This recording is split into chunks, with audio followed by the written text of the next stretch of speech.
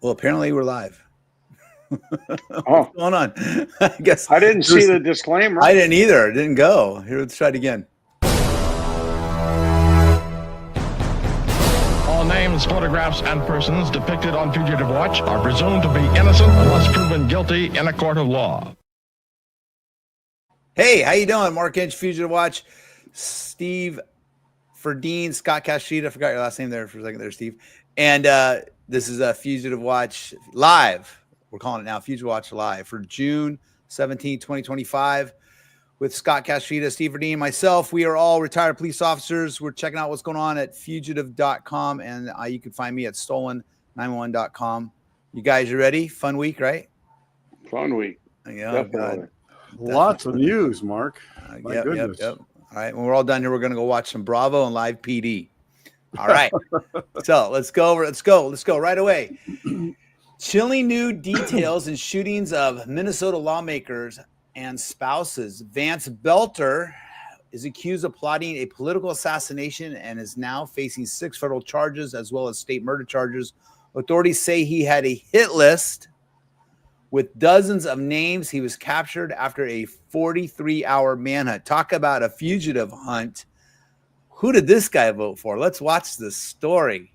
Chilling new details are emerging in the deadly attack of a Minnesota lawmaker and her husband. A state senator and his wife were also hurt. The man accused of posing as a police officer to gun them down is now facing federal and state murder charges. Ivan Rodriguez updates the case tonight. Erica Joe, Vance Belter is facing 6 federal charges in what prosecutors are calling an elaborately planned political assassination. They also say he had even more targets. The U.S. attorney says that Belter also went to 2 other politicians' home with the intent to kill them.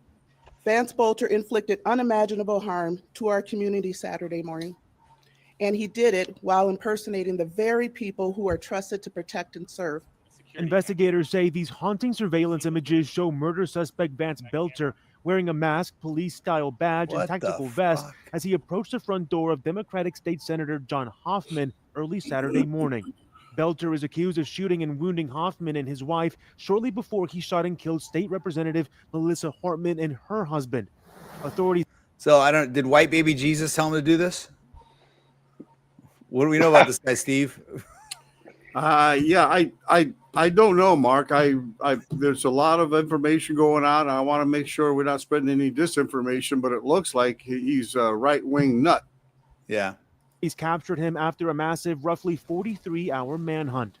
Today, the manhunt is over, but the investigation continues, and more importantly, the process to healing begins. Belter is now in federal custody. State law enforcement turned him over Monday morning to face additional charges. My expectation based on prior cases is the federal charges will be litigated first, but the state charges won't necessarily go anywhere. While law enforcement is still investigating a motive, they have confirmed the accused gunman had an apparent hit list with dozens of names, including prominent Democrats and figures with ties to Planned Parenthood or the abortion rights movement. It is a frightening time. So it was white baby Jesus. I was right. Yeah, sounds like we are living in. Political violence is prevalent, and the way we talk to and about each other has raised the temperature to unfathomable levels. We cannot continue on this way. Belter prepared for days to impersonate a police officer. While searching Belter's North Minneapolis residence, which he used part-time, officials found a receipt from an outdoor retailer from 5 days before the killings. It included a tactical rifle case and 2 types of ammunition, as well as a flashlight and what's believed to be materials that he used to create the fake police license plate that was showing on his SUV. Okay. So my understanding is he went and he shot. I had it all wrong. I guess he went and he shot the first couple, and apparently he shot one of them 9 times, and they're still alive, and multiple times shot the guy's wife, and then left there, went to another house, and apparently the people weren't home. I think he shot the dog too. Yeah. No, that was. Yes, that was the second. Oh, the second one? First, yeah. The second one he went to, and there was nobody there. And then he went to another home, and that's when he went in and he shot he shot 2 more people and the dog. And that's when the police, I guess, decided they should go do some welfare checks on their state senators. And they drive up and boom, there's a police car in the driveway. They're like, this is weird. And at first, I'm sure they're probably like us thinking, oh, shoot, somebody else is already here, right? Or that car doesn't look right. And then boom, they're in a toe-to-toe shootout with the guy. And he ends up running off. And thank God he leaves his car behind and leaves, which is how they track down who he is, because it's full of all of the nomenclature that's necessary in order to ID this guy. And I want to know more about his motivations. I mean, obviously it's premeditated with the list and stuff like that. So, but this is going to be one of those trials that's going to be all over TV with all the trial channels dissecting this thing daily. What, Steve, any indication, or Scott, any indication that he was working with anybody else? Well, I think they said they're still looking at that, but like I mean, and again, I watched a lot of the same news everybody else did, and I saw they were interviewing his roommate, and of course this guy's, he comes out and he's saying he doesn't like this, he doesn't like that, this is his politics, etc. But yet he says he had no idea what was going on. I mean, unless this guy was really being clandestine, and was building that police car and all that, putting all that together, I'm sure the police are talking to him to find out just what he does. Somebody had to know. I'm wondering, I want to know how he got from where he was and how he got to the second car, his other vehicle. Obviously he had a backup plan. And then I think it was about an hour and a half away from the place. And somebody spotted the guy's car and the cowboy hat that he was wearing, and that's how police ended up in that spot. There's a lot of stuff they haven't released yet, but obviously some good police work. Yeah, and I think that thank God those officers self-initiated a patrol check on their local state legislatures that they knew lived in their jurisdiction. I think those were pretty small cities, so the police departments are probably not very big. So as soon as they spotted that car, I'm sure they realized that's not one of our cars. It wasn't a big police department. I think it was a small suburban city. But I think this is a really good case of see something, say something. This guy did not come out of the blue, and he's probably voicing his opinion and his hatred and building that police car, buying all that equipment. Somebody should have called. Was there any political? There was a political past between him and some of these people, right? I mean, remember Moscone's murder? Was it Dan White? Dan White. He was a San Francisco police officer, and he had been beaten, and he was a political rival, correct? And he was mad at Harvey Milk and the mayor. He was right. He was a conservative right wing and a former police officer, and decided to murder Harvey Milk. Yeah. There's a Twinkies thing. Remember the whole Twinkies statue? His Twinkie defense. Yeah. Scott, where are you going? Good to see you. Bye. But I don't like him anyway. I'm taking him out. I just want to remind the folks out there that again, see something, say something. There's no doubt in my mind that somebody would have gotten a hint that what this guy was up to. Scott, if you don't want to be here, Tony will come on the show if you want. No, it was light out. Scott didn't like being on the left. He wanted to be in the middle. Yeah, exactly. When we first started, it was light, and then it got dark, and I realized Steve's on the floor right now. I was disappearing. So hey, welcome to Tony, and welcome to Tony, and is it Marcel? Yeah. Thanks, guys, and remember, if you can comment down below, and if it's nice, maybe we'll show it on the screen. So what I did see was I saw some videos they were showing online of this guy, and he was doing some terrible hate type speeches and stuff in some different places, and it was pretty obvious. But the problem is nowadays that's just normal. I mean, it's not supposed to be normal, right? But for somebody to stand up there and say the things that he was saying, you wouldn't think. I mean, if they were going to go out and investigate, I mean, about 70 million Americans would be investigated on a daily basis almost. Right. And they don't have that kind of manpower to go out and investigate. About 100,000 on the Fugitive Watch comment section. Yeah, exactly. So they, they're stuck in that situation that they just can't. But like Steve said, see something, say something, and you see somebody out there. It's the same thing. What we're seeing. Talk about the fake stuff. I mean, I've seen plenty of stories where some of the fake ICE agents that are out there, the fake cars and the face there. You can buy. I went online just to see if you could buy this stuff. Yeah, I'd buy it right on Amazon. Yeah, buy the vests, everything you need. You buy it on order. I think it comes from China. Probably. All right, let's move on. Okay, now we're moving over to New York. Police body cam footage from a trooper in Malta, New York, a barracks shooting. Officers at the police station realize a man in the parking lot has a rifle and is shooting at the building. Yeah, this is the New York State Police, Mark. It's their version of the California Highway Patrol, and I guess they have substations like the California Highway Patrol does. I don't know if you call them substations, but how you refer to them as. But they call them barracks in New York. They call them the police barracks. Is there audio, Steve? Yes, there is. Yeah, but the first part of the audio, it's body cam. It doesn't. Guy who's got a rifle out there. Hey, let BCI know. Okay, so they hear something going on. Now they know there's a guy out there with a rifle. They know there's somebody shooting at them, right? So he's got the officer that's carrying the body cam. That's who we're seeing. And he's going. I guess he's got a hand pack radio, and he's going to notify he's got a rifle out there. Hey, let BCI know.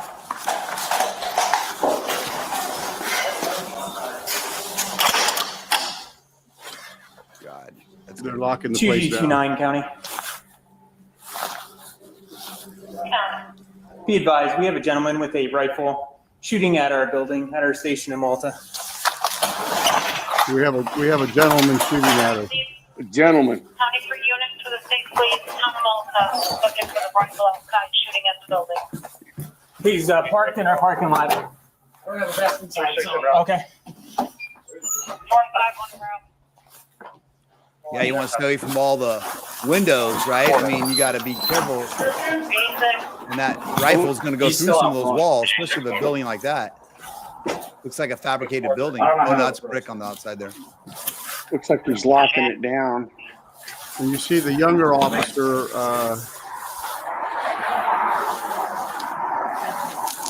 You'll see him through this officer. There he goes. 1342. Do we have a description of the subject?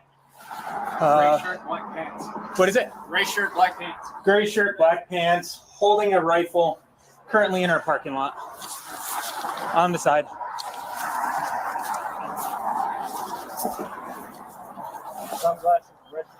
All right, am I seeing what you guys are seeing here? What's going on? What are you, Steve? Are you concerned at all, or Scott? You're concerned at all what I'm seeing here a little bit. I hate to criticize. I know the officers, but he's got his gun still in his holster. Is there some sort of policy that I'm not aware of here? Scott, if you pause it for a second, Mark, to come to their defense, Scott, we discussed this earlier, sure. and who knows what's going on with agencies now. They may have a policy now that you have to write a memo if you pull your gun out of your holster. There may be all kinds of things discouraging officers from doing what they need to do to protect themselves. Well, we don't know. I mean, maybe he's just, we don't know. I mean, I would be like, I think that this is worth the memo to take your gun out of your holster and point it in the direction of the bad guy. Yeah. Okay. Yeah. Right. That's just me. If that was me, that's probably, I'm guessing that's what I would do. And I haven't seen this, folks. I'm seeing this raw. I've never seen it. I'll be honest, I haven't seen it either. Steve told me about it. We discussed it. This is my first time seeing it. No, holding a rifle in the parking lot wearing black pants, 1342. He's got a red pickup truck. Yeah. I would be scared to death, though, guy with a rifle, and I only got a pistol. He's laying there. All right, I'm moving up to my car. Does he have his gun out now? Looks like he did. 1346. Okay. Well, this is the officer with the body cam. Yeah. All right, just cover me. I'm going to my rifle. Yeah. Good.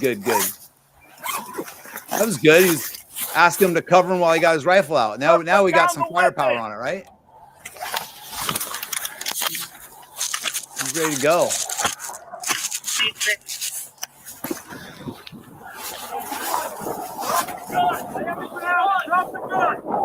Put the gun down. No. Put the gun down. I think the put the gun down phase is past. I think we should be returning gunfire. Suspect down. Suspect's been shot. Good. Received suspect's been shot. 1343. That looked pretty good. I mean, yeah, Steve, we were talking about it in the way you were explaining it to me, but now it kind of makes more sense when I look at it. Whereas, like we were saying, it's not time to yell, put the gun down. It's time to defend your life and the life of others. But you know what? When you think about your training, that's the first thing that it's gonna come out of your mouth. I mean, even at the same time as you're shooting, put the gun down. I mean, because in your mind you're thinking this guy should put his gun down, but at the same time, I need to. This news clip did not show the actual officer who did the shooting. If you go to our website at www.fugitive.com, you can see the uncensored video from the New York State Police, and the officer who did the shooting. You'll see from his body cam, he's armed with a shotgun with slugs, and he's the one who actually shot the suspect in the head with a slug. But before he shoots, again, he's telling the guy to put the gun down, and he doesn't shoot until the suspect is actually pointing the rifle at the other officers. Hey, Steve, what's that website again that you're supposed to go to? www.fugitive.com. Okay. Steve, nowadays all you got to say is fugitive.com, bro.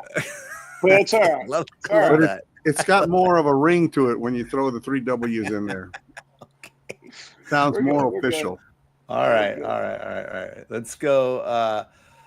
Let's go over to. I'll tell you what, though. Anyway, you look at that shooting. That's a scary situation. You're sitting in there, and suddenly somebody just starts throwing rounds. Definitely. But we don't even know why he did it. Right? There was no follow up on that. He was just pissed off at the police, and maybe he had a bad day, got a ticket. CHP version of the CHP. Yeah. They probably pulled the guy for doing 5 miles over the speed limit or changing lanes. The varsity law enforcement of the state. Yeah, sure. Here we go. All right, here we go. Let's see. We're going over to this is a break-in leads to shootout in Hendersonville, Tennessee. I think there's gonna be a lot going on in Tennessee, right? Am I right here? Yeah. Okay, here we go. Let's check this one out. A Hendersonville business owner and his wife are alive tonight after a dramatic gun battle with an armed bandit inside the couple's shop. Welcome to News 2 at 4. I'm Tori Gessner. And I'm Kendall Ashman. Andy Herdan joins us with a story you're seeing first on News 2. Andy. Hey there, ladies. According to Hendersonville police, once inside the store, the bandit, he didn't expect that the shop owner would be there and be armed. Early Wednesday morning, a man now identified as Dylan Bryan smashes into the Cash Collectible store on West Main Street. Of course, it sounds like explosions going off while he's getting in, and then he tiptoes around like he's the Hamburglar. The 33-year-old goes behind the counter, then hears one of the owners in a rear room. The East Tennessee man runs from the store. We think everything's over with. Then, surprisingly, just moments later, returns, pulling a 9mm from his backpack, then rushes to the rear of the store. He's looking to do harm at that point. By this time, shop owner Roger McCandless is ready, armed with a shotgun. The store owner fires one time, striking the bandit in the stomach while retreating. The suspect opens fire, shooting as many as 5 rounds. Bullets hit the floor, the ceiling, the wall. Then it goes through here. As you can see, the front door is now peppered with birdshot. It hits the floor, then hits Suspect's the wall, lucky then that it lands on the top of the victim was filing armed cabinet. with birdshot. Thankfully, not neither buckshot. Roger McCandless or his wife, Shira, are hurt. Say it again, Steve.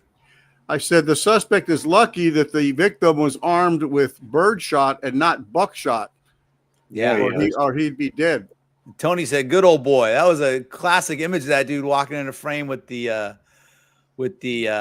shotgun there. Hold on, let's watch the rest of it. Happened so fast, you don't have time for emotions. But the problem got resolved pretty quick. Right now, it's good guys 1, bad guys 0. We're happy about that because it could have went the opposite very, very quickly. According to police, Dylan Bryan is unfamiliar with the area, and while running away, he falls a great distance, breaking his pelvis. This is dash cam as the armed man limps into the street. He tosses his firearm, then surrenders to the Hendersonville police. It was all in a matter of a few seconds. You don't have time to get scared. You just have time to react. This owner was prepared for the situation, and had he not been prepared, I'm afraid this would have been a complete slaughter. There was nothing good going to come from this.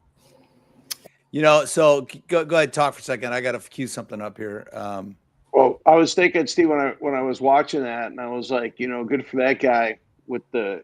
And I understand why he probably had birdshot, because I know that one of my main weapons for home defense has always been pistol grip shotgun, and I have the first couple rounds are birdshot, and then it's double aught after that. That's how I have it loaded up. I figure if I got to shoot that many times, then it's time to get serious. But I think a lot of times one of the things I used to tell people, you have to think about those rounds are yours.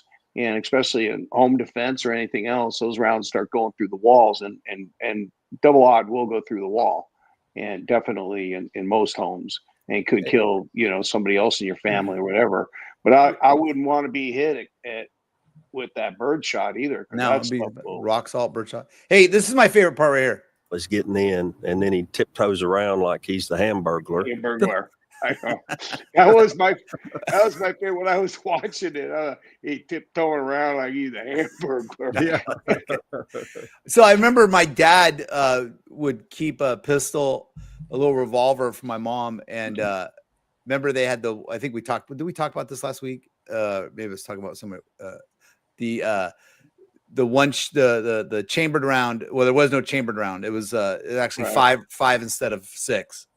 But I was telling my son, who now is in North Carolina, and other people that are new, we were talking about this on Fugitive Watch. You know, cops, we're just used to having everything fully chambered, safety off, ready to go. That's the way we're all trained.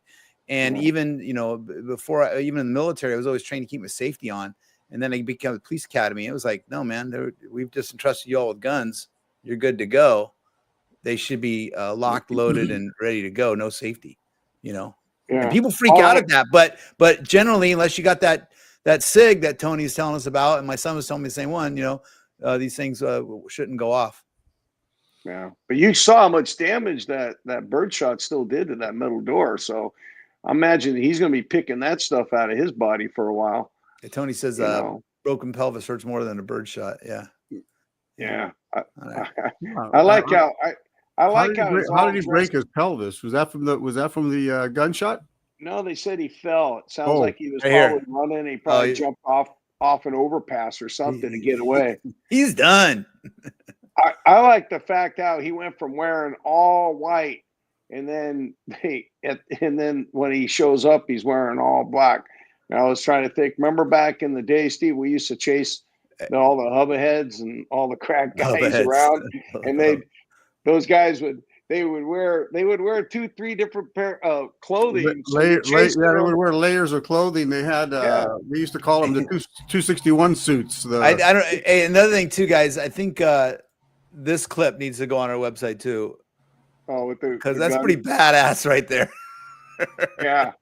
Yeah, you do not want to walk into that man's store. I do not want to walk. I don't want to piss that guy off, man. No, it's like I don't. Yeah, if you're a teenager, you don't want to date his daughter.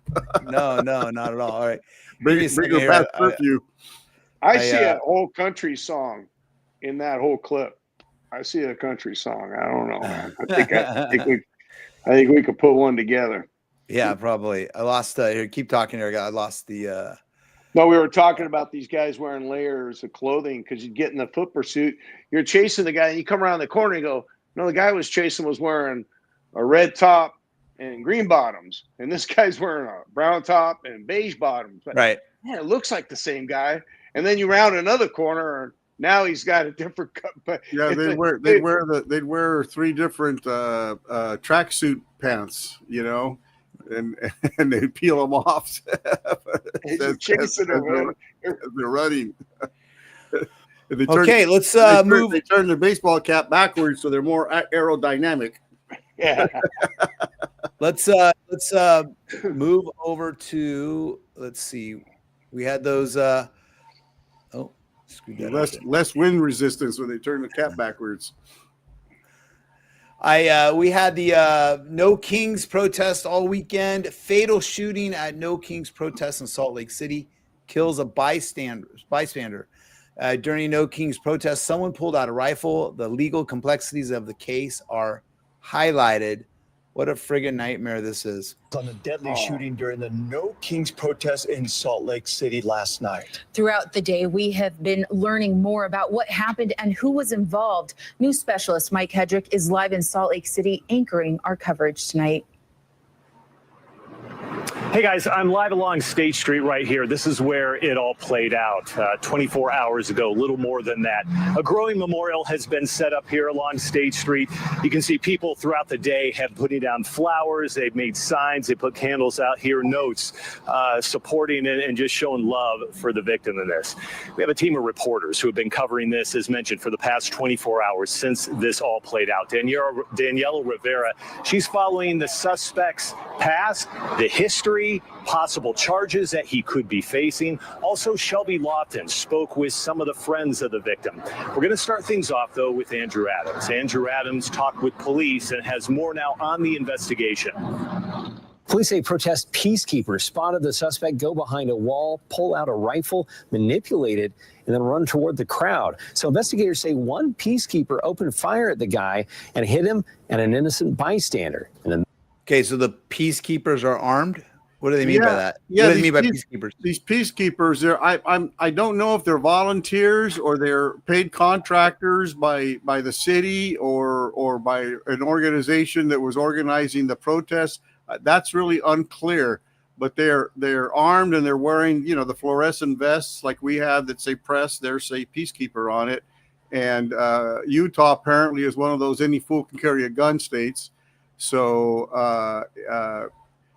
the suspect and the peacekeeper were both armed. Yeah, I think the sad part about it was when Steve was telling me about it. Steve, Mormon Jesus is armed, by the way, just so you know. Okay. Okay, all right. Yeah. Go ahead, Scott. Sorry. But anyway, I think the sad part about this is the peacekeeper, the guy who's there. I guess they were just there to make sure that, you know, nothing went crazy, no crowd problems, and he was doing his job. And he saw a guy. Yeah.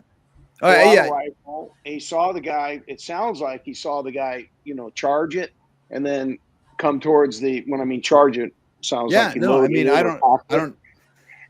So far, I don't necessarily have a problem with it. You know, if there's armed people, there's armed people. If they're allowed to be armed, they're allowed to be armed. You know, in a security situation, I'm assuming I'm going to give it the doubt. Let's watch this because there's more to it. Middle of a chaotic scene downtown. In the middle of a No Kings protest that brought thousands of demonstrators downtown. We begin tonight with new details on the deadly shooting during the No Kings protest in Salt Lake City last night. Throughout the day, we have been learning more about what participating. Arturo Gamboa go behind a. Our victim was not the intended target, but rather an innocent bystander participating in the demonstration. According to investigators, the guys in green vests were apparent peacekeepers with the protest group, and they watched a man identified as 24-year-old Arturo Gamboa go behind a wall, pull out a rifle, and begin to manipulate it. Witnesses say Gamboa raised the weapon in a firing position and began running toward the crowd. One of the individuals fired 3 rounds, striking Gamboa and tragically striking the man who later died. The chief says the peacekeeper who opened fire is cooperating with detectives, while Gamboa is under arrest on suspicion of murder. Wow, Steve, we talk about this, right? I mean, we are all trained to think about where our rounds are going to go downrange. And what a nightmare, because it sounds like he was trying to do the right thing. Yeah, Mark. And the other thing, too, is that, I have a problem with these armed volunteers. Again, they're training. Who know what is it? Was there a background check? And that's the job of the police, Mark. That's what we get paid for. If you need more police, you call mutual aid. You get enough police out there so you don't have to have untrained people out there acting as security. In this guy's defense, though, hang on, Scott. That volunteer, he was acting in good conscience, but he's not. He doesn't have immunity like a police officer has for accidentally killing somebody else, and he's going to be liable where a police officer wouldn't be liable, civilly, and he doesn't have the protection of the city, and now he's going to be hung out to dry, if not criminally, definitely civilly. Yeah, that's a big risk for for some of the things volunteer to take. Yeah, one of the things here too is, and I mean, I don't. We're kind of guessing. We don't know what this guy's background is. We don't know if he was an off-duty cop. We don't know if he works for security and he's been trained and the one thing I because I don't know any of that, the one thing I do know is this guy was charging the crowd with an assault AK-47 type. If I say assault rifle, people are going to lose their mind. Okay, but with a weapon that could have hurt a lot of people, and this guy stopped him, and somebody died, and that sucks, and it's bad, and he's going to be drugged through the court system, and he's going to. I mean, people find it when you shoot people, it's like you said, you don't have, especially when you don't have qualified immunity for a mistake like that. He's going to be, this poor guy's going to be drugged through. And who's going to pay his legal bills now? The city's not going to pay. He's not a police officer. This is the job of law enforcement. They should have had more police officers so that you don't need to have. But look at that crowd. These volunteers. Yeah, but look at that crowd, and for the most part, there was no issues other than you got one guy. It takes one guy like that to turn a protest or a demonstration into a shit show. And what you were explaining to me when you first told me about the story was that they were saying that they don't even know if they're going to be able to prosecute this guy with the rifle for murder. But we both know that if you're in the commission of a crime and you're using a weapon and somebody dies, whether you killed them or not, or you fire the bullet, you get charged for the murder. And I don't see any reason why that guy won't be charged for that man's murder. He is being charged, but I was listening to defense attorneys already bringing up the defense for this guy, saying, Utah isn't any fool can carry a gun, and so he was legally allowed to carry that assault rifle in that protest, and this peacekeeper killed him. Guy, Tony. I'm sorry, didn't kill him, but kill the innocent bystander. Tony said there's a video where the protesters are all hiding. I guess this is after the shooting, and the guy stuck a rifle in a backpack, and one of the protesters walked over to him and snagged the backpack. Is that right? I haven't seen that video, Mark. Tony, is that what we're talking about? The guy was hiding after the shooting? You'll let us know. Yeah. Michael Mitchell says if you play with fire, you're going to get burned. Very true.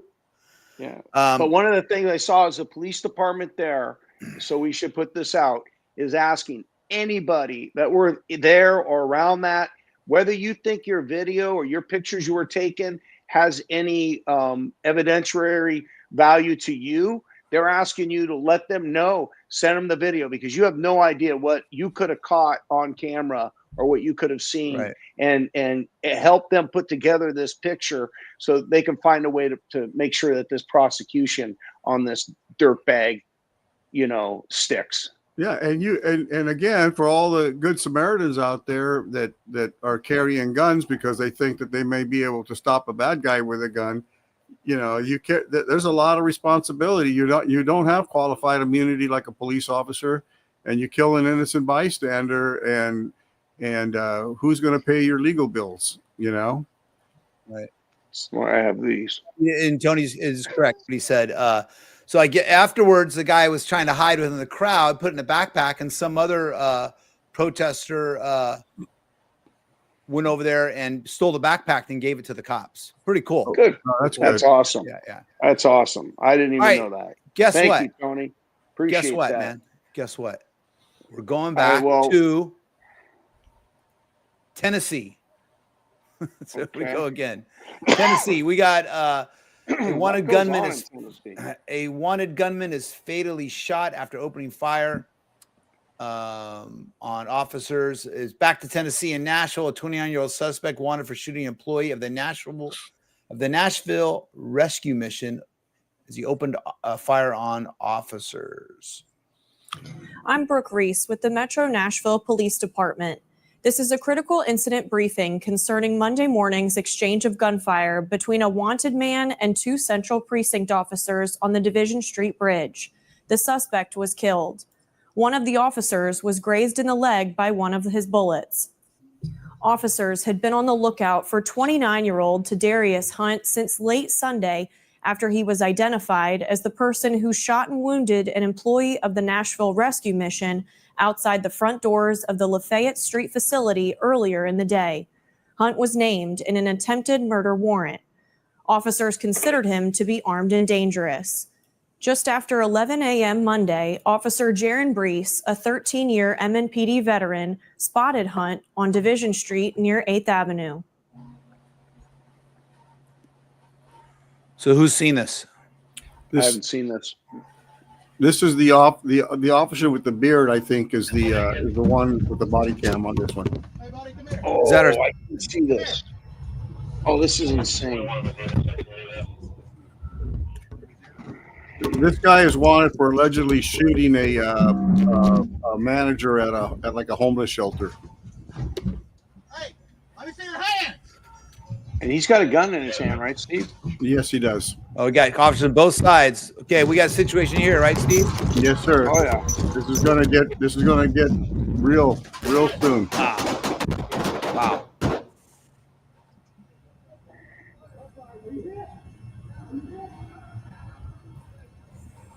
Officer Clayton Lewis, a 9-year MNPD veteran, drove from the opposite side of the bridge to back up Officer Brees.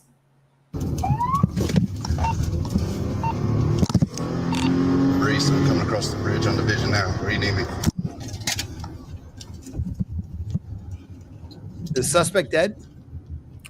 Yes, he did die.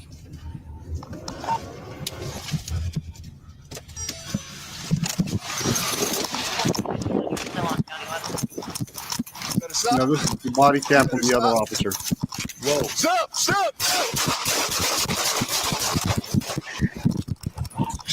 Shots fired! Are you hit? Yeah. Are you hit? I think I got hit in the leg. Something hit me in the leg. Man, you talk about an adrenaline dump, huh? Yeah, you don't even feel you get shot. You don't even feel it. Yeah. But he charged that guy with a gun, man. He ran right at him. Those are some brave police officers. Right. Guys. Yeah. And that's a scary situation too, because look, everybody spotted it, was that crossfire. You don't want to. Yeah, that was right. We saw that at the beginning where you see the other. I mean, they're both converging on the bridge. That's what you're gonna. If you're on the other side, that's where you're gonna come from. But that's something as officers, we're taught to think about that. We we have a crossfire situation, right? It's another thing we got to worry about. But it happens. It happens all the time. Yeah. Yeah, sometimes it's unavoidable. It is. I was there when it happened in our department. Yep. Well, it's happened to all of us, actually. It's pretty bad that way. Hey, to our previous story, Mitchell had said regarding the guy at the protests, people have to have a cool head right now. We have to remember consequences of actions, and that's totally correct, sir. That is definitely correct. All right, and again, you can comment below. and we appreciate you guys checking us out, see what's going on. All right, let's see. Those Nashville guys, they deserve a couple of steak dinners, if you ask me. Yeah. I wonder what the follow-up was on the officer that was hitting the leg. He was taken to the hospital, and it looks like he's gonna be okay. All right, our stream's doing good. Okay, all right. But still in Nashville, an armed man arrested at Nashville's No Kings protest had a long fascination with Nazis and mass murder. So we're still in Tennessee, where a 19-year-old subject was arrested for disorderly conduct at a No Kings protest in Nashville. Tonight, News Channel 5 investigates, uncovers disturbing new information about the man arrested Saturday at Nashville's No Kings protest. Good evening, I'm Jennifer Krause. It turns out that man there to protest the protest has a long fascination with Nazis and mass murders. And now we've learned that he was already on the FBI's radar. Our chief investigative reporter, Phil Williams, has spent hours digging through this man's online profile. And Phil, this doesn't sound like an ordinary counter-protester. Yeah, far from it. I was on the ground Saturday, and protesters kept telling me about this man dressed all in black with a "Don't Tread on Me" flag and a gun on his hip. If they had known what I've since discovered, they might have been even more concerned. Saturday's No Kings protest in downtown Nashville was a peaceful event, drawing thousands and thousands of people upset with the direction of the country. The only hiccup, the arrest of a 19-year-old Murfreesboro man for disorderly conduct after a confrontation with protesters. The arrest warrant says Elijah Miller brandished a weapon during that confrontation, according to a witness. Bro, that dude gets hella chicks. Oh, I bet. And I think his mother had already taken a couple of guns away from him previously. Oh, my God. No one was directly pointed at, but he was spitting at people. People started yelling at him, and he pulled it out and stated he had a gun. For much of that time, Miller was live streaming, declaring on X that he was going to be, quote, counter-protesting these commies. Commie scum! No commie scum in America, mother. Soon he was in a sharp exchange with a No Kings protester who challenged him to show his face. Bro, that's Sammy Hagar, bro. You're a coward. Such a coward. Mask off, you little man. No, I'm not. Little dictator. No, I'm not. Hot. Oh, you're so scary. So who is Elijah Miller? In 2023, a post from Murfreesboro police showed he had been reported missing by his family. At the time, he was described as autistic but highly functioning. A photo shared by a friend shows the moment he was taken into custody in Ohio, charged with possessing a weapon while under disability. You can see the next. He might have been the next. He had a gun on his hip on that earlier. Yeah, I'm not sure you want to take a guy on that's showing those wacky tendencies and out there charged yelling with F you and F that, and he's got a gun on his side. I probably would have skipped that guy. He might have been the world's next billionaire because with his background. If he hadn't gotten in trouble like this. Yeah, there you go. Interesting, but obviously something going on. So what is that we're looking at there? Is that his? So this guy's fascinated with Nazis, right? Nazis are still bad, right? Yeah, they are. Okay, yeah, I don't know. I want to make sure. I don't like them. So yeah, all the far right groups there, and they're infatuated with them. Huh? Yeah, they really are. Yeah. Okay. So we're still. Are we going to leave Tennessee now? I don't know. That was. Tennessee's is getting kind of a bad rap, and I got family going there. I just made plane reservations for them. Maybe not, but then again, All right, let's move on to. Let's see. This is where is this? Video release showing moment Edmond officer was ambushed. An Edmond police officer was ambushed during a traffic stop. The subject was armed with pepper spray and a knife. This is from the great state of Oklahoma. All right, let's watch this. And shocking new video. It shows the moment an Edmond police officer was ambushed during a traffic stop in early May. Ambushed by a man allegedly armed with pepper spray and a butcher's knife. News Force John Mitchell. Hayes is You're pouring over the absolutely new correct, footage sir. for us tonight. And John, before we go any further, we should probably let everyone know it may be hard for some to watch here.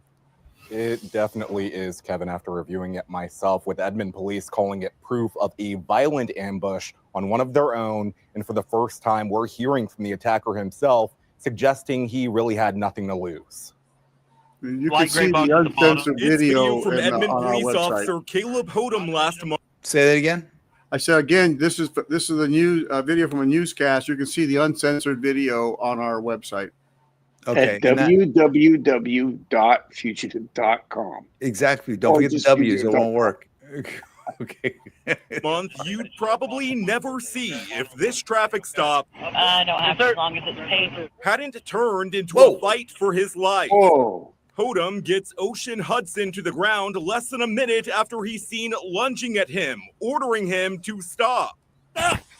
Stop! He doesn't stop, and to make things worse, after watching this a few times, you'll notice clearly he's holding a knife. Stop! Nothing left. Just do me a favor, man. Done my life. A bystander runs Wow. over to help while Hudson makes a request. I only ask. Take the knife away from him. Things get even more tense. I only ask. Say, drop it, drop it, drop it. Sir, drop it. Do me this favor. We can't show you Hodum's face at Sir, this point. drop it. Oh, Please my drop God. it. It's covered in blood. He's hurt, stabbed by Hudson, who police say had a butcher knife. Get on my radio. The struggle continues. Hudson clearly defiant. Then another request. Shoot me, man. I got nothing to live for. 22? Yes, you do, buddy. You have everything to live for. No. Oh, man, look at the officer. I'm supposed to be in prison today. But I ain't doing that. There we go. There we go. It's over. Stop, dude. Good stab. Good stab. You okay? Another officer tries to arrest Hudson. Hold his arm. Hold his arm. Yep. Don't you move. You understand it? He continues to ignore orders and gets tased. Take the out of him. It's not enough at first. I'm going to tase you again. Get him. Okay. Bring that arm back. Do it now. All right. Bring that arm back. Do it now. Takes a couple times those tasers to take effect sometimes on some people, huh, Steve? Oh, yeah. They didn't have tasers when I was working. I've seen them not work. I mean, that's pretty intense. I mean, thank you, the guy that showed up to help out that officer, because not a lot of people would do that. A lot of people would have just broke out their cell phone and videotaped the whole thing. And again, luckily the Good Samaritan wasn't tased or shot by the responding backup officers holding the knife over behind the officer. Yeah. Yeah. Like Mitchell says here, people are slipping because they don't have common sense. Facts don't matter. Feelings are out of control. So much respect for these guys. Thank you, sir. Yeah. I don't know. This guy, there he is. Another guy. At least he said he had problems. He's killing it. Obviously, going through some issues and basically wanted to die. I'm guessing suicide by cop, right, Steve? That's what it looked like. That officer showed. I mean, I know he was pepper sprayed, but did he know the guy had a knife in his hand? Did he know he was being stabbed? I mean, I'm just wondering, pepper sprayed or not, why? I mean, I don't know. He was in a fight for his life, as far as I'm concerned. Then it looks like a big kid too. Hard to restrain too if you're by yourself, and now you got your half blinded by all the blood and stuff. The suspect's lucky that the officer didn't shoot him. Yeah, I mean, the other thing would be back up, right, and then pull it, right. So that's what a lot of. But it looks like my luck, I would have fell backwards, and then the guy would have been on top of me, right. But that guy walked right. But I got to go to the judo. Yeah. But that guy walked right up to him, sprayed him right in the face. So he instantaneously, I know that if somebody sprayed me in the face with that stuff, I was very, very, I mean, if anybody, when other officers would pull their mace out and pepper spray, I tell him right then, look, if you spray that stuff, you're on your own, because I'm that stuff affects me hard. So that was the last thing I went to in my career, but hey guys, we're moving back over here to California, and this one's personal because it's cops at an In-N-Out Burger. Police shoot man after he ran police cars at Manteca In-N-Out Burger. This video clip contains body cam footage of a police officer responding to a call regarding a man with a rifle. Well, basically, what in this video, because there's no sound right here, there's somebody is in the In-N-Out drive-through, and this guy's behind him, and he starts ramming him, and then they call the police, and the guy in the In-N-Out kept them on the phone the whole time, and they said, yeah, he's ramming, now he's out there, and then right about there is when he goes, oh, you guys are here, and then that video ended. The sound ended right there, but that's what happened was they were trying to stop the guy, and he just started ramming the police cars, and then the officer ended up shooting him. What kind of jersey is he wearing there, Scott? I don't know, but see how he's up against that guy's car. They circled the front wheel drive. His wheels were just spinning, and is there any context to this? Any reason? Do we know why this is happening? No, he was just one angry individual. So you just picked some video of a cops being rammed by some dude at In-N-Out Burger, but nothing else with it? Was it fatal? Did the officers, did he die from the gunshot wounds? Yeah, I believe they did kill him. Oh, they did shoot him. Okay. There was some bio with this. I don't know there was some bio with this. You can find the full story at where? At fugitive.com. fugitive.com. Okay. There you go. Fugitive.com. Fugitive. All right. Let's go. Let's see. That's that one there. And I know I've been in some of those drive-throughs, and I've wanted to ram the car in front of me, but you just don't. No. You just go, wait a minute, I'm gonna get my burger. Yeah, just hold off and wait a little bit. Maybe it's not worth it. You never know what's going on in that person's car in front of you, man. They may have screaming kids, and they may all kinds of stuff going on. Yeah. All right, let's go to a suspect is arrested by Las Vegas police. Las Vegas police after alleged murder in a casino caught on camera. Some new video shows moments leading up to a deadly shooting inside a casino and carjackings that followed. A 19-year-old suspect is formally charged in the death of Neonche Osborne. Grand jury documents help walk us through what happened. On March 27th, suspect Arian Wormsley is seen on the third floor of the Aliante Casino's parking garage just a few hours before the shooting. A security guard found him and another man loitering about 1:45 in the morning. Wormsley could be seen about 5:30 that morning confronting the victim, 23-year-old Neonche Osborne, for a second time. The two appear to talk for a few moments before Wormsley takes a swing at him. We paused it before the two fight, and police say Wormsley fires a couple shots at Osborne. Osborne falls. Wormsley then goes through Osborne's pockets before leaving. Wormsley then led police on a dangerous high-speed chase throughout the valley. He crashed the first car near Spring Mountain and the I-15 about half an hour after the shooting. Police chased him to Boulder Highway, where he crashed again. You need fire, paramedics, everything. There's been a major crash at Tropicana. So did he hijack this car or what? Did he carjack this car? He hijacked like 3 cars, I think. Oh, okay. He carjacked. I'm sorry, carjacked. Not planes. Carjacked. He carjacked Boulder Highway, like right in the intersection that hit the bus stop. I think there was people there.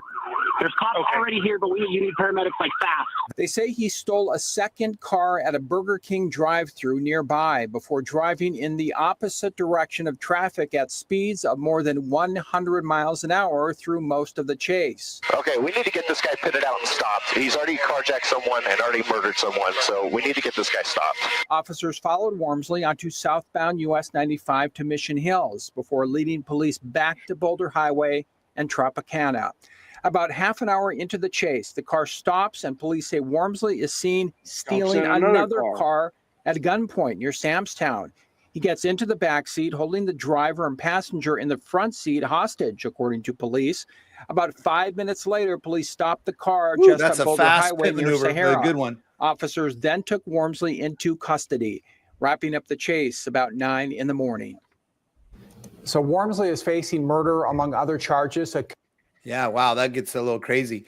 And thank God they have a big airship up there and a good air unit up there in Las Vegas so they can keep an eye on that guy. You can see the uncensored video of him killing the victim in the casino floor on our website. Also, this is the news, the censored news video. Right. But that's pretty intense, though. That guy, he just kept hijacking cars. Imagine driving along and having somebody jump in your back seat and hold you at gunpoint and make you drive 100 miles an hour.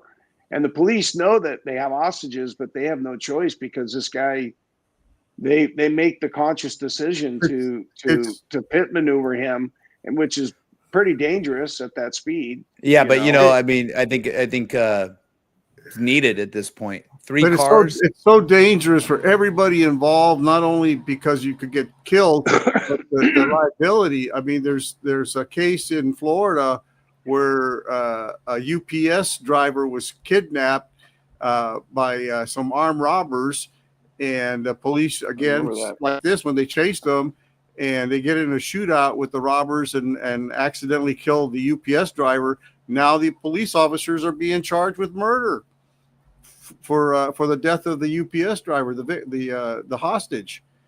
So it's just a no-win situation. Mitchell, I'm glad to hear you got good law enforcement. Let us know where you're from in the comments when you can, if you want. And I saw some of the comments on that story, Steve, and some of the comments, they're so dumb. They're like, right away, they're blaming the victims. Well, why did they have their doors unlocked as they're driving their car? Well, that's you're driving on the I hit right away.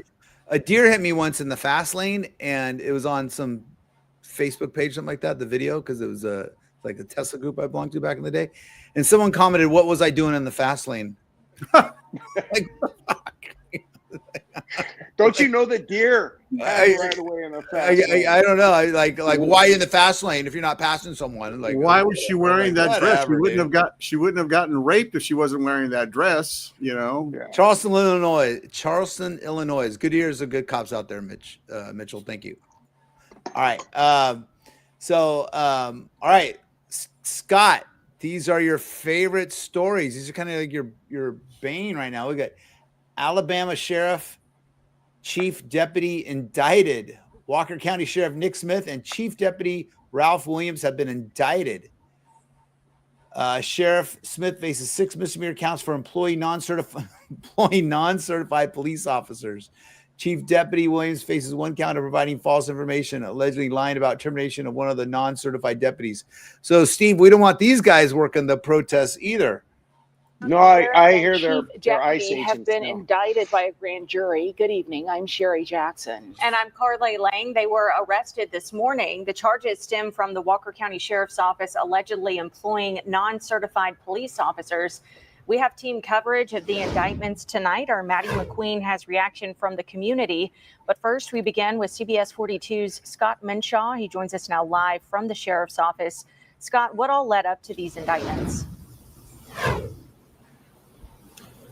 Well, Carly, as you mentioned, these are relating to 6 officers who the Walker County Sheriff's Office allegedly hired and employed who are not APOS certified, which means they aren't eligible to be law enforcement officers here in Alabama.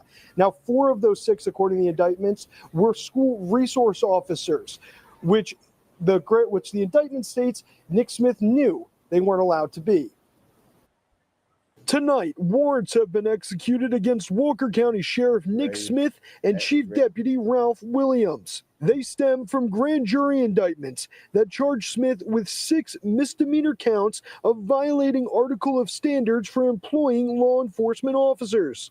The indictment states 4 of those officers worked in Walker County schools as school resource officers, carrying guns and wearing uniforms, which none of them were certified to do. It says the other 2 were employed as deputies, carrying out duties of a law enforcement officer, which they were not certified to do. The indictment states Sheriff Smith had knowledge of the men's ineligibility to serve. Chief Deputy Ralph Williams is facing 1 count of false and/or misleading information. His indictment alleges Williams lied to A Post, saying one of the men serving as a deputy had been terminated when in fact he was still working for the Walker County Sheriff's Office. Go. Carly, Sherry, we've been here all day and we've been watching the parking spot you're looking at now, which is this parking spot that's slotted for Sheriff Nick Smith. We've been trying to get with him all day. Someone just pulled in, so we'll keep an eye on this. But I do want to let you know I spoke with the Walker County District Attorney, Bill Adair, earlier today. He tells us that he's going to be holding a press conference tomorrow morning about these indictments. Until then, he says he's going to have no comment about these indictments. So with all those people now, there's down 6-7 officers plus 2 more arrested. Do they need marked parking spots? Because you could probably just park anywhere you want. Yeah, pretty much. Yeah, and for those who aren't familiar with the terminology, chief deputy, I guess, is their version of the assistant sheriff. And being post certified means that you have had all the proper training and have been licensed to do certain things as a police officer. And without that, you can't, well, obviously there you can't. I mean, some states maybe you can, and or if you want to apply for ICE, apparently anybody can work. Post is normally referred to as Police Officer Standards and Trainings Commission. Okay. And they're the ones who set the standards statewide for that particular state. So who were these people he was hiring? Were they friends and family, or just, I mean, what was the purpose of that? Nobody wanted to work there? I mean, they were on the Charleston, not Charleston, don't be talking bad about Charleston. In Alabama talk, I think they referred to them as good old boys. Good old boys. Yeah, good old boys. On the Facebook page. All right. Hey, before we have one more story to check out. Remember though, I am a private investigator. I run the website Stolen 911, and got a kind of an interesting case real quick. I know you guys would real quick. Where's that here? This tow truck driver trying to ID this guy. This is down in the Phoenix area, and this guy's not a bad guy. He's actually a witness, and we're trying to figure out who he is. Drove this tow truck, and we don't even know what tow truck company this is, but it takes this Oldsmobile 68 Oldsmobile 98 convertible, and he was apparently hired to pick up the vehicle. So we just want to try to figure out who he is, and we're running this campaign down in Phoenix. So if you know anybody in Phoenix, have them check out the Stolen 911 Instagram, and we're running this video. Again, this vehicle is missing, and my client has asked us to just identify this witness and what company. It's obviously they were called to come pick up the vehicle. So this guy, again, just want to talk to him. So if you're in the kind of curious, area, Mark, how do you know that? I mean, and well, we're assuming just based on, look at what's going on here. He's on his phone. He's like going to pick up a vehicle. Like, I'm supposed to go to this address, pick up the vehicle. But bad guys will use innocent companies a lot of times to move things, and they'll bullshit them with paperwork or a story about how, oh, you just pick it up, go to the driveway. But why it's not gonna be hard to ID him. We just started running this morning, and I'm getting all sorts. My phone's been blowing up with stuff, so it's being shared, and I appreciate that to everybody. But that's the type of stuff. Let's make this clear. This is a witness. He is not a wanted person. Yeah, definitely. And we did that too on there. And as soon as we ID it, we'll take it down. Again, just want to hear what this guy, where he got it from, or who called him, who's he talking to. Maybe we'll learn something more when this all clears out. We'll see what happens. So, all right. Well, okay. I think we have one more to look at. And Yeah, this is state attorneys. I think this is what you're talking about, Steve-O. State attorney announces arrest of 7 police officers in fatal high-speed pursuit.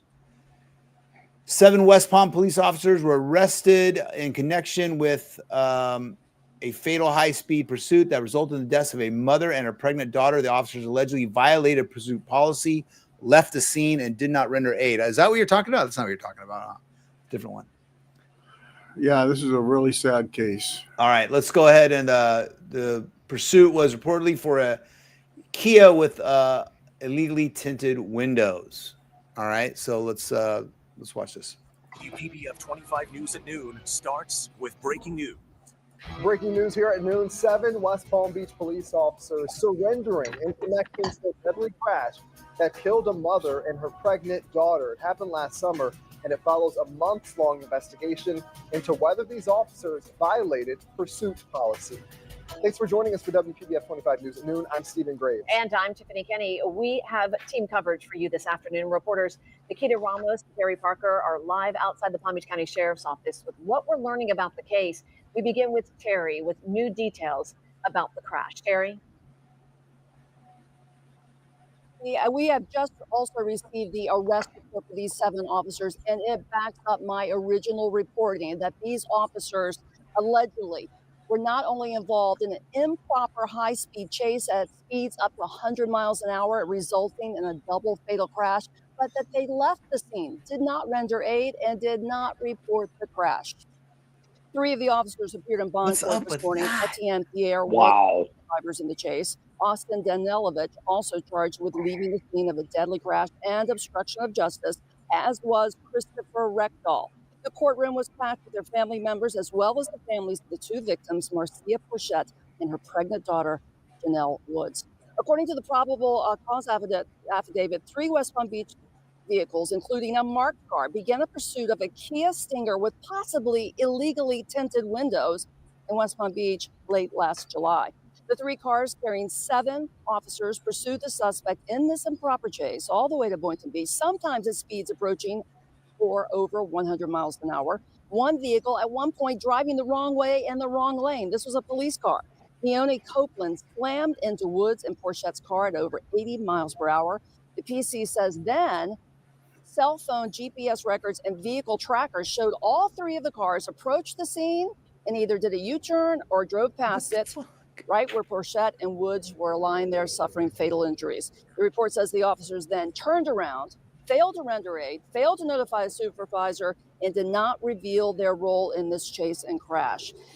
And as I reported previously, one source close to the investigation tells me that the officers fled the scene, one of them at least, at 100 miles per hour. It was only when Boynton Beach police then went back and looked at the videos around the crash and said, hey, what was West Palm Beach officers doing here? Exactly. They contact West Palm Beach supervisors, and that's when their involvement in this fatal crash came to light. Wow. I have so many questions. I hope the answer. Yeah. I got what happened in court today and where the other officers are and all of the details. But for now, we're going to find out exactly what those charges are. I go to my colleague, Nikita Ramos. Nikita, what happened? Yeah, and Terry, it was tense inside of that courtroom today as bond is now 3 of the 7 West Palm Beach police officers right here today at the Palm Beach County Courthouse. Now, inside of court, we saw for the first time officers Christopher Reckdahl, Austin Danielovich, and Pierre Etienne are all now being held on $125,000 bond each. They're each facing 2 felony counts of leaving the scene of a crash involving death and a felony count of official misconduct. Now, 4 other officers, Michael Borgen, William Loaiza, Brendan Stedfeld, and Darian Thomas have been arrested on 1 felony count of official misconduct. In a statement, State Attorney Alexia Cox says that the police officers' actions are a disturbing betrayal of public trust and that the office will pursue justice wherever the facts and the law lead. So this day marks this appearance of these officers mark a very long process ahead that we, of course, will continue to follow. That is crazy. That's a crazy story. I'm trying to figure out what the friggin' deal is here. Was somebody know her? One of these guys know her? Is there something else going on? I don't know. I can't. I mean, first of all, we are a pro-police site. Yes, we are all retired police officers, and we've been doing Fugitive Watch for 33 some odd years, But even the most far right police officer probably wouldn't think that is cool. This is what I'm saying. This is complete thuggery. This is complete thuggery right here. Yeah, even if you belong to a cult, you wouldn't agree with that. You can't. I mean, you look at that, and we've all been in pursuits, and there's pursuit policies. There's reasons for them. There is, if these guys were pursuing and they were legitimate, they would have been on the radio calling out their speeds, given the traffic conditions. There would have been a supervisor monitoring. They would have either called it off, or they would have been up to them to let it go. But then to actually see an accident and flip your car around and leave, well, people were died. They died, right? I mean, I can't even. No, I can't defend that at all. We haven't heard their side of the story, obviously, but did the suspected car that they were chasing crash into these ladies, or was it a police car that crashed into these ladies? It's my understanding the guy that they were chasing with the tinted windows caused the accident. Okay, and then they fled. They go, oh, I don't want to take that I don't want to take that report. And it's not, and they're not even in their jurisdiction anymore. Yeah, they weren't even in their jurisdiction. And when the officers in that jurisdiction pulled up some camera, I mean, there's cameras everywhere. Yeah, they're like, what are these guys doing here? That was the weird part of the story. Is like, what are these guys doing here? What are these? The other thing too is 7 officers in 3 cars. What's up with that? I mean, so one of those police cars had 3 officers in it. Yeah, where were the supervisors? I think the supervisor is the one guy arrested, I think. Oh, is that right? I don't know. Yeah. Oh, well, that's crazy. There's a lot more there. You know what's going to happen now? People are being charged. Someone's going to start talking to make a deal. There's going to be a background here, right? The first one gets the best deal. Yeah. Right. Yeah, but well, that's crazy stuff. All right. Yeah, and Tony, very sad. Our heart goes out to those families. Yeah. We're sorry, and please understand that there are a lot of good cops out there, a lot of good police officers, and don't paint them all with the same broad brush, Right. Hey, Tony, what you're talking about, broker scam. Exactly. That's one possible thing where a shady broker hired this guy to go pick up this car. That's a lot of these cars are being stolen these days. Hey, so go to www, 3 W's, right? Fugitive.com. Find the website here where all these stories are at, and there are some more graphic versions of the videos that we've seen here. A little bit more detail at the website. Steve, everybody is guilty, correct? Yeah, we want to remind everybody that any of the people that you see on any of our platforms are to be considered innocent unless proven guilty in a court of law. And law enforcement might consider some of these fugitives to be extremely dangerous. So please do not make any attempt to arrest, apprehend, or detain them. If you recognize any of the fugitives or suspects, you can send us a tip to tips@fugitive.com, tips@fugitive.com. And Scott, you're doing the Instagram page. How you guys doing over there? First of all, I want to remind everybody, subscribe to our channel. I mean, I know you've heard it a million times. Hit that subscribe button and hit the like button. And the thing is a lot of these shows that you see, like we've been on for like an hour and 14 or whatever. I take the stories and I break them down into smaller segments. So if there's a story you're interested in, or you want to share it with somebody, check over the next couple of days and you'll see that story pop up, and it makes it a little bit easier to share. Instagram, 10,000 followers on Instagram now. That's pretty good. Yeah, come join us on Instagram. We've been knocking it. I think we had close to like 9.5 million views in like a few weeks. I mean, people we're putting a lot of interesting stuff. I try to cover things that are, of course, law enforcement related, but everybody can kind of relate to it.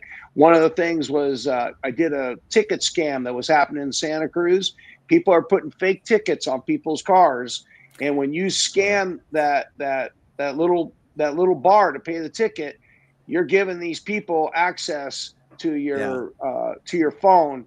And it's going to a fake, people are using the QR codes. They're even putting the stickers on the parking meters. So when you go sign up for the app, you're going to the fake. So you got to be careful now with the QR codes. You have to be really, really careful on those QR codes. And the thing is this happened in Santa Cruz, California, that they put out the warning, but this is happening everywhere.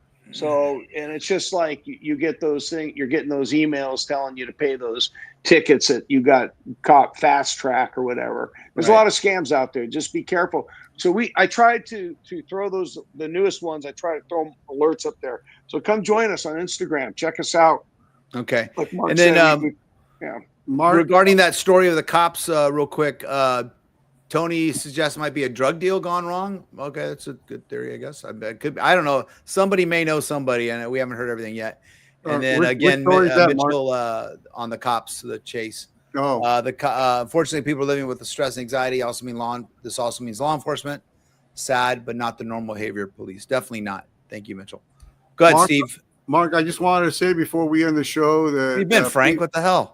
Please, please keep the people of Peru in your prayers. They suffered a 6.1 earthquake this Sunday. Hey, we have video of it, Steve. Do you really? Carmen has a 16-story condo in Peru, and her daughter was there, and we got video of all the is the condo okay? Stuff. Yeah. Everyone's fine. Everyone's fine. Okay, and her building has got the okay. She got management talked to her, and the buildings pass all the inspections. These more modern buildings in Peru. So I posted some. 11 million people live there though in Lima. 11 million. I posted some video of the shaking going on our Instagram. Yeah. And again, you could find me over at stolen911.com. All right. Okay. And appreciate it, guys. Tony, Mitchell, Frank, where the hell you been? Hey, Frank, we want to get Scott's dad on the show. Can you make that happen? We want to give Scott's dad his own segment where he can come in and comment and make videos. And since Frank's closer, he could go over and dial in. And we want him to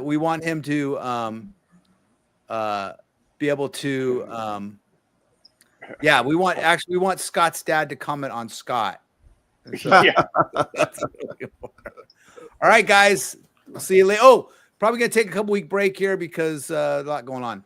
But we'll be back. And Frank said he'll try. Frank's gonna try that. I think it's gonna be. We're also gonna do a segment all about Scott and his dad. Maybe we'll do that. All right, guys. We'll talk later. All right. Follow us on the social, guys. Thanks a lot. Thanks you for watching. Have a good night. Watching. Good night.